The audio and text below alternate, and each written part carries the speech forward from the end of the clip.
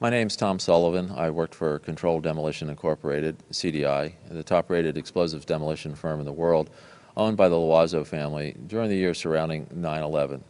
And I worked for them as an explosives loader for 2.5 years. As an explosives loader, my job was to place explosives in the buildings to prepare them for demolition.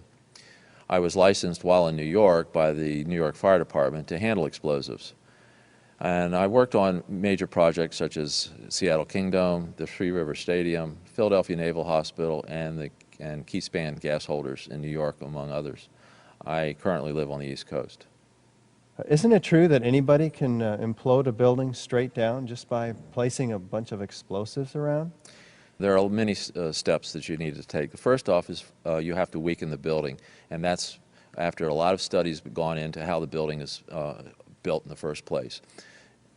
To weaken the building, that means the staircase, all the staircases have to be cut at intervals. The firewalls have to be removed. The elevator shafts have to be cut and the rails cut, as well as the cars themselves removed. And then you have to move to the support columns on the particular load floors. And those are cut by a torch for two reasons. First, to weaken them, and also to allow for charges to be placed onto the structure, or onto the columns themselves. And that essentially reduces their strength by about 20%. And even with all of that work being done to weaken this building, it still remains safely standing, so we can continue to work in it. The story that just a few columns can cause a synchronized global collapse, an implosion, is, well, that's just nonsense. After the prepping work has been done, then it's time to load the building. And in the case of a steel frame building, that means we load them with RDX cutting charges, which are loaded with individual delays, sometimes as many as 2 to 3 different delays on a given floor. So you have to understand the work is complex and precise and requires years of experience. We were told by the NIST report that fire caused one column to fail, and from that point we had a global collapse of the building in a classic implosion. I don't see how this could actually happen in real life. When we load a building, we have to have all the support columns on a given load floor fail at the same time, within milliseconds of one another, and therefore the entire building comes down in a synchronized implosion.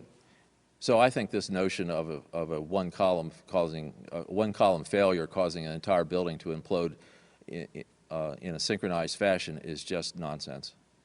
Looking at the building, it wouldn't be a problem once you gained access to the elevator shafts. Then a team of loading experts would have access to all the core columns and beams.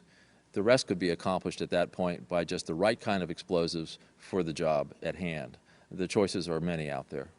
Well, I've worked on buildings, steel frame buildings, where essentially you load only the bottom third of the building, and that causes the building to implode. Yes, we have loaded buildings in that fashion, where just the core support columns are loaded, and we don't necessarily have to load the outside perimeter columns to have this building come down successfully. With steel frame buildings, you don't have to load all the floors to have a successful implosion. Only the bottom third of the building needs to be loaded to have a successful implosion. For instance, I worked on a building in Hartford, Connecticut, the CNG building, where we did just that. You wouldn't need miles and miles of det cord. You could have used wireless remote detonators, and they have been available for years. You need to only look at an action movie to see them in use, and of course the military has them as well. Contractors don't use them, on the other hand, because they're just too expensive. Well, you wouldn't have found steel casings to be left in the rubble. They haven't been used for years. What we use now is RDX copper-jacketed shape charges, and when they're initiated, there's nothing left of those charges. And in the case of thermite, well, thermite self-consuming cutting charges have been around since they first patented in 1984. So there would be nothing left in the debris pile except some residue of molten iron. Well, the key word here is controlled demolition, and I emphasize the word controlled. We use careful placement of the charges. They're always focused and precise. And we're just not talking about setting off a bomb here. Plus, the amount and type of explosives can pretty well take care of any collateral damage. With any implosion, you don't hear one massive boom sound. What you do hear is smaller explosions going off, which leads up to the implosion of the building. Mr. Sunder of NIST has said that you would, if this had been a controlled demolition, you would have heard a large, massive bomb going off, a big boom. He says what in reality happens with a controlled demolition is you hear a successive, progressive, smaller waves of smaller explosions going off, and that leads to the successful implosion of the building. In the case of thermite cutting charges, you would have heard far less noise since they are worked by thermal heating, melting of the steel, rather than an explosive cutting as in RDX charges. Now, regarding the criticism that this couldn't have been a controlled demolition because the building apparently exhibited a bit of lean as it came down, well, in my experience, this isn't exactly precise. The buildings can lean a bit as they come down with any implosion. I knew from day one that this was a controlled event. And why I did that is because simply looking at Building 7, you have a sudden collapse of the building. It's fairly symmetrical as it comes down. There's the classic kink, which means that the center core fails first, and you can see that on the video, and the building falls near free fall. So I really honestly didn't believe this from day one, because this is the way buildings classically come down with a controlled demolition. I want to emphasize that I in no way represent CDI, and what I have to say is based solely on my own working experience and training while working for them. This NIST report is very suspect because I would have expected in a classic implosion, as I've seen numerous times, is the core to fail.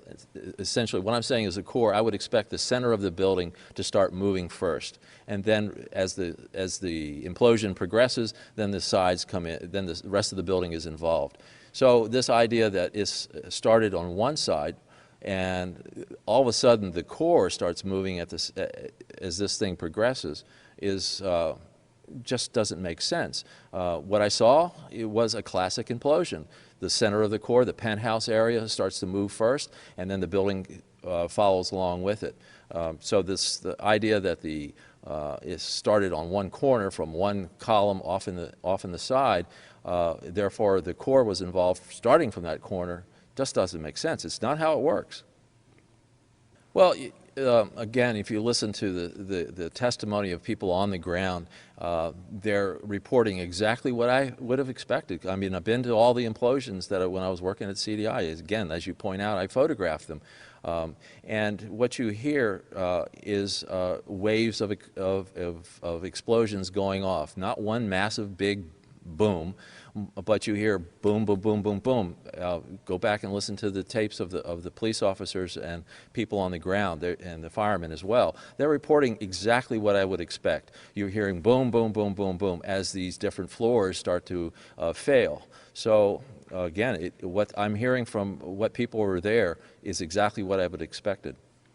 You don't break glass. So collateral damage, windows breaking for blocks around, that kind of thing, it just doesn't happen if it's a controlled demolition.